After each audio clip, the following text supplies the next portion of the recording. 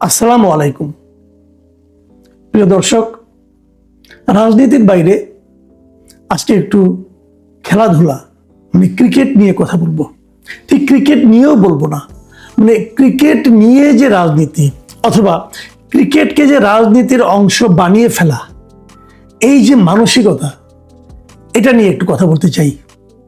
আপনারা সবাই জানেন এরই মধ্যে মোটামুটি সব জায়গায় চাউর হয়ে গিয়েছে যে আসন্ন আইপিএলে, যেটা মার্চ মাসে শুরু হওয়ার কথা ছিল আগামী মার্চে, সেই আইপিএলে বাংলাদেশের একজন প্লেয়ারকে নির্বাচিত করা হয়েছিল। ওদের ওখানে নিলাম হয়, কোন প্লেয়ার কত ভালো না ভালো, তার বৈশিষ্ট্য, তার পারফরমেন্স, এগুলোর উপর ডিপেন্ড করে নিলাম ডাকা হয় এবং যার দাম যত উঠে সেইভাবে সে কোনো না কোনো টিমের সঙ্গে যুক্ত হয়।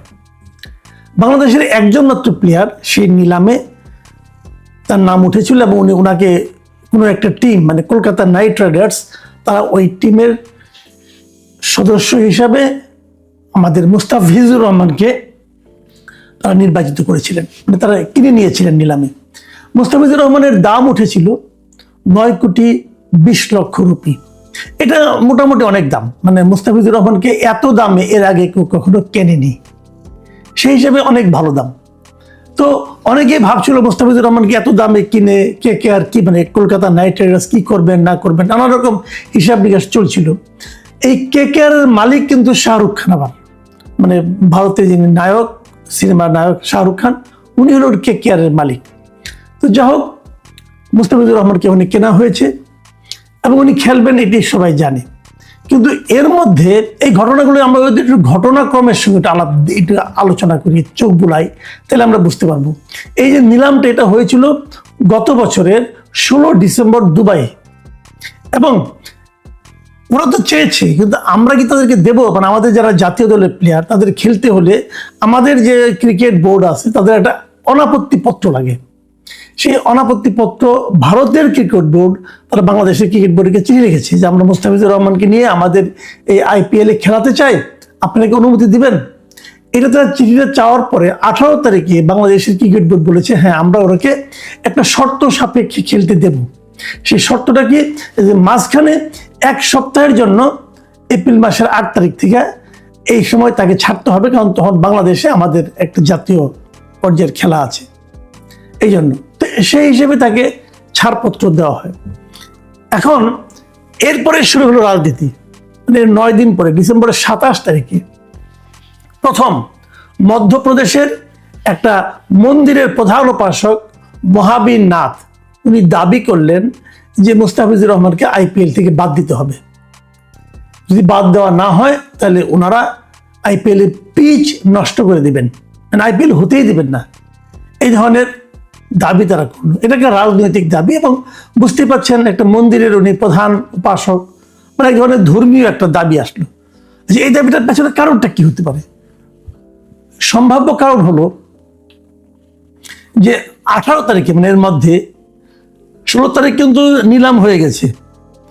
18 তারিখে এর আগেই কিন্তু ভারতের ক্রিকেট বোর্ড থেকে বাংলাদেশের ক্রিকেট বোর্ডের কাছে মুস্তাফিজকে চাওয়া হয়েছে। তারপরে 18 তারিখে, যেদিন তারা চেয়েছে ওই দিনই বলা যায়, 18 তারিখে আমাদের এখানে ভালুকায়, ময়মনসিংহ জেলা ভালুকার এখানে দীপুচন্দ্র দাস নামে সনাতন ধর্মাবলম্বী এক লোককে পুরো গণপিটুনিতে মব তৈরি করে মেরে ফেলা হয় এবং তাকে আগুন দিয়ে জ্বালিয়ে দেওয়া হয়। অবশ্যই এটা ন্যাক্কারজনক ঘটনা। এরই মধ্যে এই ঘটনার প্রেক্ষিতে অনেককে বিচারের আওতা আনা হয়েছে, প্রায় 12-13 জনকে গ্রেফতারও করা হয়েছে কিন্তু, এবং তাদের নিয়ে বিচার চলবে। কিন্তু সেই ঘটনার প্রতিবাদে, যেহেতু এদেশে সনাতন ধর্মাবলম্বীরা নিরাপদ নয়, এই অজুহাত তুলে ভারতের প্রস্তাব হলো আমরা বাংলাদেশের কোনো প্লেয়ারকে এখানে ঢুকতে দেব না, খেলতে দেব না। এবং এই যে দাবিটা, এই দাবির সঙ্গে বিজেপি এবং বিজেপি যারা অঙ্গ সংগঠন আছে, বিজেপি যারা সহযোগী সংগঠন আছে, বিভিন্ন উগ্র হিন্দুবাদী দল যারা আছে, তারাও কিন্তু এই দাবির সঙ্গে সুর মেলালেন। এবং তারপর যে ঘটনা হলো, তারা সিদ্ধান্ত নিলেন, এবং সেই সিদ্ধান্ত নিলেন গতকালকে 3 তারিখে তারা সিদ্ধান্ত নিলেন যে আমরা মুস্তাফিজুর রহমানকে নেব না। প্রথমে সিদ্ধান্ত নিল ভারতীয় ক্রিকেট বোর্ড, তারপরে সেই সিদ্ধান্ত তারা এই কলকাতা নাইট রাইডার্সকে জানিয়ে দিল, এবং কলকাতা নাইট রাইডার্স তারাও বললো আমরা মুস্তাফিজুর রহমানকে ছেড়ে দিচ্ছি, তাকে আমরা নেব না। এই পর্যন্ত হলো গতকালকের ঘটনা। তারপর কি ঘটলো? তারপর যে ঘটনা ঘটলো, যে বাংলাদেশের কর্তৃপক্ষ যারা আছেন, বাংলাদেশের ক্রিকেট বোর্ড বলেন, বাংলাদেশের গভর্নমেন্ট বলেন, বাংলাদেশের সাধারণ মানুষ বলেন, অথবা বাংলাদেশের যারা খেলোয়াড় আছে তারা বলেন, এরা সবাই কিন্তু এই ঘটনার তীব্র প্রতিক্রিয়া জ্ঞাপন করলো, তীব্র প্রতিক্রিয়া প্রকাশ করলো। তাদের বক্তব্য হলো যে বাংলাদেশে যে সংখ্যালঘু হত্যার ঘটনা ঘটেছে এটা অবশ্যই নির্মম এবং এই জন্য বিচারও হচ্ছে। বাংলাদেশে অনেক হত্যাকাণ্ডের ঘটনা ঘটে, সেগুলো বিচার হয়, এবং কেবল বাংলাদেশে না, ভারতেও অনেক হত্যাকাণ্ড ঘটে। ভারতেও অনেক সংখ্যালঘুকে মারা হয়, সংখ্যালঘুকে অত্যাচার করা হয়, টর্চার করা হয়, এরকম বহু ঘটনা আছে। ওখানেও আগুন জ্বালিয়ে পুরো হয়েছে, অনেক ঘটনা আছে। এক ভদ্রলোকের বাসায়, এক মুসলিম ভদ্রলোকের বাসার তার ফ্রিজের মধ্যে গরুর মাংস আছে এই সন্দেহ করে ওই লোককে জীবন্ত পুড়িয়ে মারা হয়েছে, এমন ঘটনাও কিন্তু ভারতে ঘটেছে। একটা দুটা না, এরকম অনেক ঘটনা আছে। আর ওই জম্মু কাশ্মীরের হয়তো বাদই দিলাম, ওখানে কি হয়েছে। তো এই যে ঘটনাগুলো আছে, এগুলোর প্রেক্ষিতে ভারত নিশ্চয়ই ব্যবস্থা নিচ্ছে অথবা নেবে, কিছু একটা তো করবে, তাদের দেশে ঘটনা যেহেতু। কিন্তু সেই কথাকে সামনে এনে আমরা কি ভারতের সঙ্গে আমাদের অন্য কোনো ধরনের ক্রিয়া ইভেন্টকে বন্ধ করে দেব? দেওয়া কি ঠিক হবে? এই প্রশ্নগুলো কিন্তু জরুরি। কিন্তু ভারত এবার তাই করলো। ভারতের ধরনের উদাহরণ তারা পাকিস্তানের সঙ্গে করেছে। পাকিস্তান তাদের শত্রু রাষ্ট্রে পরিণত হয়েছে। তারা পাকিস্তানে গত কয়েক বছর ধরে, কয়েক দশক ধরে তারা পাকিস্তানে কিন্তু খেলতে যায় না। বিশ্বকাপের সময়ও তারা পাকিস্তানে খেলতে যায় না। পাকিস্তান ইন্ডিয়াতে আসে, কিন্তু ভারত পাকিস্তানে যায় না, তারা খেলে না। এমনকি কিছুদিন আগে একটা টুর্নামেন্ট আমরা দেখলাম, খেলা শেষে দুপক্ষের খেলোয়াড়দের হাত মেলানোর যে একটা সৌজন্যতার পদ্ধতি আছে, ভারতের প্লেয়াররা পাকিস্তানের সঙ্গে হাত মেলাতে পর্যন্ত অস্বীকৃতি জ্ঞাপন করে। এটা ক্রীড়ার যে স্পোর্টসের যে স্পিরিট, তার সঙ্গে কতটুকু যায় এটা আমি জানি না, কিন্তু এরকম হচ্ছে। এবং তারই প্রতিফলন যেন আমরা এবার দেখলাম বাংলাদেশের সঙ্গে। নানা ধরনের মতামত কিন্তু আছে। আমরা যেমন বলি, যখন আমরা বলি যে বাংলাদেশে মানে কেন বাংলাদেশকে খেলতে দেওয়া হবে না, ভারতে তারা আমাদের একজন প্লেয়ারকে নেবে না, এটা কি ওই ঘটনার সঙ্গে এটা কি জড়িত? খেলার সঙ্গে আপনার রাজনীতিকে কেন মেশাচ্ছেন, যখন এগুলো বলা হয়, তখন আবার ভারতের দিক থেকেও কিছু লোককে দেখে মন্তব্য করে। তারা বলে যে খেলার সঙ্গে তো রাজনীতি আপনারাও মেশাচ্ছেন, আমরা কিভাবে মেশাচ্ছি? তখন তো একটা অজুহাত দেয়। সেই অজুহাত দুটো ঘটনার কথা বলে, যে সাকিব আল হাসান আপনাদেরই প্লেয়ার, তাকে আপনারা খেলতে দিচ্ছেন না, কেন দিচ্ছেন না? রাজনীতির কারণেই তো দিচ্ছেন না। মাশরাফি মুর্তজা, তাকেও আপনারা খেলতে দিচ্ছেন না কেন? রাজনীতির কারণে দিচ্ছেন না। তো রাজনীতি তো আপনারা করতেছেন খেলার মধ্যে, তাহলে আমরা কোনো সমস্যাটা কি? দেখেন, এই দুইটাই কিন্তু দুই ধরনের খোঁড়া যুক্তি আমি মনে করি। আমি কিন্তু নিজে পার্সোনালি মনে করি যে সাকিব আল হাসান একজন ক্রিকেটার, এবং সেই সঙ্গে সাকিব আল হাসান বাংলাদেশের একজন পলিটিশিয়ান। রাজনীতিবিদ হিসাবে যদি তার কোনো অপরাধ থেকে থাকে, তার জন্য রাজনীতিবিদ হিসেবে তার বিচার হতে পারে, এটা নিয়ে আমার কোনো আপত্তি নেই। কিন্তু সেই কারণে তাকে খেলতে না দেওয়ার যে ইচ্ছা, খেলতে না যাওয়ার যে প্রবণতা, খেলতে না দেওয়ার যে সিদ্ধান্ত, এই সিদ্ধান্তটা নিয়েছিলেন আমাদের আগের যিনি এই ক্রীড়া বিষয়ক উপদেষ্টা ছিলেন আসিফ মাহমুদ সজীব ভাইয়া, তার নেওয়া সিদ্ধান্ত আমি মনে করি, তার এই সিদ্ধান্তটা আমি মনে করি ঠিক ছিল না, একেবারেই ঠিক ছিল না। এমনকি এমনও ঘটনা আছে, আমি অনেক দেশের কথা বলতে পারি, যে একজন লোক মনে করেন সে সেলিব্রিটি, সে মুভি করে অথবা সে ভালো খেলে, তার একটা অপরাধ করেছে, সে অপরাধ সে জেলে আছে, কিন্তু যখন সে খেলাটা হয়েছে তখন জেল থেকে তাকে পেরোলে মুক্তি দিয়ে ওই খেলাটা খেলতে দেওয়া হয়েছে। ওই স্টারকে ওই জেলখানা থেকে মুক্তি দিয়ে তাকে মুভিটা করতে দেওয়া হয়েছে, এবং মুভির শুটিং করার পরে তাকে আবার জেলখানা ঢোকানো হয়েছে। কারণ তার পেশাগত যে দক্ষতা, সেই দক্ষতাকে সেই সরকার কাজে লাগাতে চায়। আপনি যদি সাকিব আল হাসানকে বিচার করতে চান, বিচার করেন ভাই, কিন্তু তাকে খেলতে দেবেন না কেন? টিভিতে তার নাম থাকবে না কেন? এই ধরনের বালখিল্যপূর্ণ আচরণ আমাদের আগের যারা এই নাবালক কিছু ব্যক্তিকে যে উপদেষ্টার পদে বসানো হয়েছিল, তাতে যে আমাদের কত বড় ক্ষতি হয়ে গেছে সেটা এখন আমরা হারে হারে টের পাচ্ছি। তো তাদের আমার এই সিদ্ধান্তগুলি কিন্তু নেওয়া হয়েছিল, কি লাভ হয়েছে এখনো জানি না। তারা হয়তো কোনো একদিন ইতিহাস হয়তো বিচার করবে তারা দেশের জন্য, দেশের ক্রীড়াঙ্গনের জন্য, দেশের রাজনীতির জন্য কতটা লাভ করেছেন। যাই হোক, সেটা অন্য প্রসঙ্গ। তো তারা ওইগুলি বলে, কিন্তু আমার কথা হলো কি, যদি তারা ওই ভুলটা করেও থাকে, তবুও কি ভারতের উচিত হয়েছে যে আইপিএল এর একজন প্লেয়ারকে বন্ধ করে দেওয়া? আচ্ছা ধরুন, কথার কথা আমি বলি, আইপিএল এ বাংলাদেশ থেকে এই প্লেয়ারটি যদি মুস্তাফিজুর রহমান না হয়ে যদি লিটন দাস হতো, অথবা যদি সৌম্য সরকার হতো, তাহলেও কি তারা বাদ দিতেন? সংখ্যালঘু বাদ দিতেন? আমি জানি না তারা কি বলবেন। এটা কি রাষ্ট্রের দোষ, নাকি রাজনীতির দোষ, নাকি ধর্মের দোষ?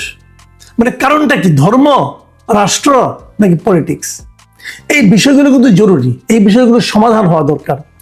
এখন দেখুন, আমাদের সঙ্গে ভারতের সম্পর্কে টানাপোড়েন চলছে, নানা কারণেই চলছে। তাদের একান্ত অনুগত আওয়ামী লীগ সরকার দেশ থেকে বিতাড়িত হয়েছে, এই জন্য তারা মন খারাপ করতেই পারে, কোনো সমস্যা নাই। কিন্তু সেই মন খারাপের যে প্রতিক্রিয়া তারা দেখাচ্ছে, সেই প্রতিক্রিয়াগুলি কি খুব শোভন হচ্ছে? দেখুন, ভারতেরই কংগ্রেসের একজন গুরুত্বপূর্ণ ব্যক্তি মিসেস শশী থারুর, তিনি কিন্তু এই প্রশ্নটাই করেছেন, যেতে লাভ হয়েছে কার? এতে কি ভারত সরকারের লাভ হয়েছে? এতে কি বাংলাদেশের লাভ হয়েছে? কার লাভ হয়েছে? শশী থারুর যে কথাটা বলেছেন, উনি টুইট করেছেন, উনি কি বলেছেন আমি আপনাদের একটু পড়ে শোনাই। উনি বলেছেন, আমি সত্যই মনে করি না যে ক্রিকেটকে বাংলাদেশে সংখ্যালঘুদের উপর হামলার ভার বহন করতে দেওয়া উচিত। আমার দৃষ্টিভঙ্গি স্পষ্ট, আমাদের উচিত কিছু ক্ষেত্রকে অন্য ক্ষেত্র থেকে আলাদা রাখার চেষ্টা করা। মুস্তাফিজুর রহমান একজন ক্রিকেটার, যার এসব ঘটনার সঙ্গে তার কোনোই সম্পর্ক নেই। তিনি ব্যক্তিগতভাবে ঘৃণাসূচক কথা, হামলা বা এমন কর্মকাণ্ডকে সমর্থন কিংবা ন্যায্যতা দেওয়ার জন্য কখনো অভিযুক্ত হননি। তিনি একজন ক্রীড়াবিদ, আর এই দুটো বিষয়কে মিশিয়ে ফেলাটা অনুচিত। এটা কিন্তু ভারতের একজন গুরুত্বপূর্ণ রাজনীতিবিদ, তার মন্তব্য। তার মানে ওখানেও কিছু লোক আছে যারা নাকি উগ্র চিন্তাগুলিকে সমর্থন করছে না। আমি আরেকটা কথা বলে শেষ করি। ধরা যাক আমাদের এখানে দীপুচন্দ্র দাস এরকম ভাবে নৃশংসভাবে নিহত হয়েছেন, এটা অবশ্যই নিন্দার এবং এর বিচার, এর কঠিনতম বিচার হওয়া উচিত। কিন্তু আমাদের দেশে মবের শিকার হয়ে অনেক মুসলমানও তো মারা গেছে, অনেক মুসলমান মারা গেছে গত এক বছরে, অনেক শতাধিক। সেই সমস্ত ক্ষেত্রে ভারত কেন প্রতিক্রিয়া প্রকাশ করে নাই? ভারত কেন বলে নাই এই মবের শিকার হয়ে এই লোকগুলিকে আপনাদের মারা ঠিক হচ্ছে না? বলে নাই তো। তারা খালি হিন্দু বলেই তারা বললো। আচ্ছা, এটা বাদ দেন, এর আগে যখন আওয়ামী লীগ গভর্নমেন্ট সরকারে ছিল, তখন আওয়ামী লীগ আমলে তো অনেক লোক গুম হয়ে গেছে। গুমের ঘটনা নিয়ে তো এর মধ্যে গুম কমিশন হয়েছে, আমরা জানতে পেরেছি বছরের পর বছর কিভাবে একজন লোককে আটকে রাখা হয়েছে। সেই সমস্ত ঘটনা নিয়ে কি ভারত এ যাবৎকালে কখনো কোনো প্রতিক্রিয়া প্রকাশ করেছে? সেই গুম হওয়া লোকদের মধ্যে তো হিন্দুও ছিল, সংখ্যালঘু লোকও ছিল, তো তখনও তারা এই ধরনের কোনো রিয়াকশন প্রকাশ করেনি। এখন কেন করছে? আসলে এখানে ধর্মটা ইস্যু না, এখানে ইস্যু হলো রাজনীতি, এখানে ইস্যু হলো পলিটিক্স। সে কারণেই যখন নাকি মিস্টার জয়শঙ্কর এদেশে এসেছিলেন খালেদা জিয়ার শেষকৃত্যে অংশ নিতে এবং তারেক রহমানকে সমবেদনা জানাতে, তখন আমি যেন ভেবেছিলাম যে বোধ করি একটা পলিটিক্যাল গভর্নমেন্ট আসলে পরে সেই সমস্যাটা কিছুটা হলে মিটবে। কিন্তু এখন তারা যা করলো মুস্তাফিজুর রহমানকে কেন্দ্র করে, এখন কিন্তু তারা বিএনপিকেও বিপদে ফেলে দিল। বিএনপি যদি চায়ও যে আমরা ভারতের সঙ্গে একটা সম্পর্ক অথবা সুসম্পর্ক করব, সেটা কিন্তু আমাদের মাস পিপলের চিন্তার বিপরীতে যে করতে হবে। কারণ এই ঘটনার মাধ্যমে ইন্ডিয়া কিন্তু আমাদের মাস পিপলকে, আমাদের সাধারণ মানুষকে ক্ষিপ্ত করে দিয়েছে। দেখুন এর মধ্যে ফল কি হয়েছে। আমাদের ক্রীড়া বিষয়ক উপদেষ্টা তিনি বলেছেন যে আমাদের উচিত ভারতে যে আগামী এই মাসের এই ফেব্রুয়ারি 7 তারিখ থেকে যে টি-20 বিশ্বকাপ হওয়ার কথা, সেখানে অংশগ্রহণ না করা। বাংলাদেশের টি-20 বিশ্বকাপে কয়েকটা ম্যাচ আছে, প্রথম পর্যায়ে সবগুলি ম্যাচ কিন্তু ভারতে হবে। টি-20 বিশ্বকাপটা হবে ভারতে এবং শ্রীলঙ্কায়। প্রথম পর্যায়ে সবগুলি ম্যাচ ভারতে হবে। এরই মধ্যে বাংলাদেশ সিদ্ধান্ত নিয়েছে, ক্রিকেট বোর্ড সিদ্ধান্ত জানিয়ে দিয়েছে আইসিসিকে, ইন্টারন্যাশনাল ক্রিকেট কাউন্সিলকে জানিয়ে দিয়েছে যে আমরা ভারতে কোনো ম্যাচ খেলবো না। এবং আমাদের ক্রিকেট বোর্ডের যুক্তি খুব সহজ, যে ভারত যদি আমার একজন মুস্তাফিজুর রহমানকে নিরাপত্তা দিতে না পারে, তাহলে আমার 11 জন প্লেয়ার, 20 জন প্লেয়ারকে তারা কিভাবে নিরাপত্তা দেবে? আমরা ভারতে নিরাপদ অনুভব করছি না, আমরা ভারতে কোনো ম্যাচ খেলবো না। কারণ ভারতে ম্যাচ না খেলে ভারত কি করবে? বাংলাদেশের পক্ষ থেকে বলা হয়েছে এই ম্যাচগুলি শ্রীলঙ্কায় হোক। শ্রীলঙ্কায় কিভাবে করবে? কারণ ভারতের এই প্রত্যেকটা টিমের 25 জন 26 জন লোকের হোটেল ভাড়া, বিমানের টিকিট সব তো হয়ে গেছে, ধারাভাষ্যকার সব তো ঠিক হয়ে গেছে। তাহলে কিভাবে সমাধান করবে ভারত? ভারত কিন্তু এ নিয়ে বলছে যে এরকম আবদার করলে হয় না, কিন্তু আবদার করার বাস্তবতা আপনারা তো তৈরি করেছেন। কেন আপনারা এটা করতে গেলেন? এর সমাধান কি হবে আমি জানি না, এর ফলও যে খুব একটা শুভ হবে আমি সেটাও মনে করি না। এরই মধ্যে বাংলাদেশের মানুষের মধ্যে এক ধরনের আবেগ তাড়িত হয়ে এক ধরনের কথা তারা বলছেন, এবং এটাকে আমি একদম উড়িয়ে দিই না। আমাদের ক্রীড়া বিষয়ক যিনি উপদেষ্টা আছেন ডক্টর আসিফ নজরুল, তিনি বলেছেন যে ভারতের IPL এর সম্প্রচার বাংলাদেশে বন্ধ করতে হবে। তিনি ম্যাচগুলো না দেখার আহ্বান জানিয়েছেন। আমি জানি ভারত বলবে না দেখলে আমাদের কি হবে, হ্যাঁ কিছুই হবে না, কিন্তু আপনারা একটা কথা ভাবুন, আপনাদের একটা ম্যাচ, এত গুরুত্বপূর্ণ একটা টুর্নামেন্ট, সেটা আপনার পার্শ্ববর্তী দেশ দেখছে না, আপনারা সকল প্রতিবেশীর সঙ্গে ঝগড়া লাগিয়ে দিচ্ছেন। কেন করছেন এটা? এই রাজনীতিতে কার লাভ? আমি জানি না। প্রিয় দর্শক, আমার মনে হয় এটা নিয়ে আগামী কয়েকদিন আরো চলতে থাকবে। কিন্তু আমাদের দুর্ভাগ্য, আমরা এমন একজন প্রতিবেশী পেয়েছি যে মাঝে মাঝেই আমাদের পায়ে পাড়া দিয়ে ঝগড়া করতে চায়। আমি জানি না এর শেষ কবে হবে। এখন এ পর্যন্তই। আল্লাহ হাফেজ।